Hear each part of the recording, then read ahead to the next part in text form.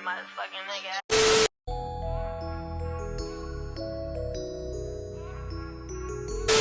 I've been avoiding making this video for a very long time. I'm sure y'all can understand why. I'm the type of person that I would rather let karma handle things. We were talking about just celebrities here and there, like it was nothing that serious. But one day I was on Instagram Live and Solo Lucci was on live and he added me to his live.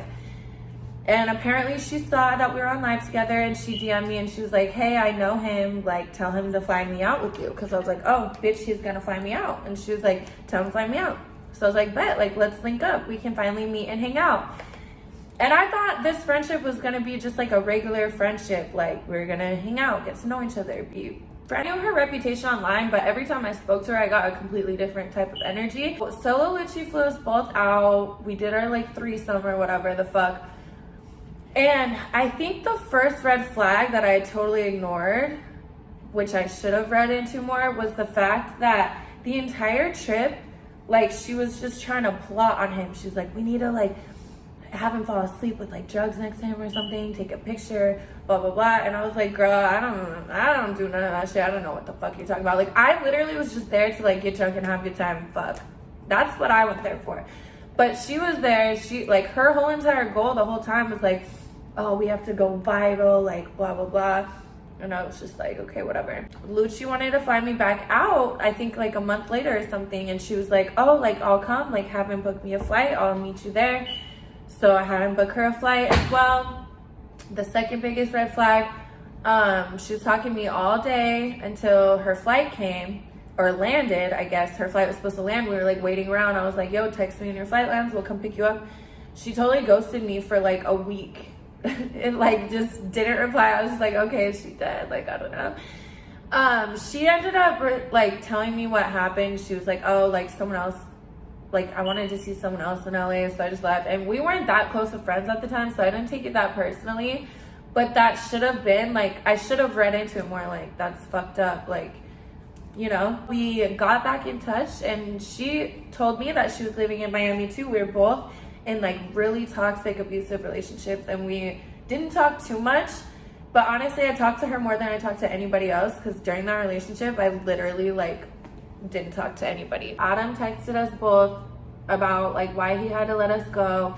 I completely understood his reasoning for firing us, you guys.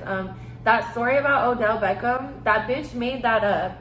So obviously, like, and I had no idea it was made up until later on. I don't know if Celina like conspired with her, because Celina knew Slim Danger before I ever met her. I never knew who she was until she came onto our show. So, I mean, Celina could have easily been talking to her, just them one-on-one, and being like, yo, come on this show, like, to go viral again, we have to tell a story like Aliza did, like, but make it worse. You know, now looking back, I think that's what happened, considering they're so tight now and like all this other shit. But anyways, when Adam fired us, you know, I completely understood why, and I didn't take it personally, because at the end of the day, it's his business. Celina is really not a good businesswoman because she can't separate business from personal. She took that shit so personal. She went to Twitter, she started tweeting about him and Lena, which I don't know why the fuck she had to include Lena. Lena had nothing to do with that shit, but she was calling them evil people, like literally trying to destroy their character and all this other shit, which I didn't know how to react, because I was on her team because she was my friend and we were like in this together, but I didn't agree with what was going on. Like I agreed more with how Adam was dealing with it. When she posted her video about me, bro, she said that I never wanted to do the podcast, but I was asking her constantly, what's the update with Rap TV? And she would always be like, oh yeah, they're still, I don't know, like they're getting back to me. Hella shady. And I was just like, whatever. Like, I really don't, at the end of the day, I really don't know what ended up happening with Rap TV, because I never spoke to them. She is the queen making an excuse for her terrible, shady behavior. Like, she is the queen. I don't give a fuck what the reason is, why you did something shady. I'm mad that you did something shady.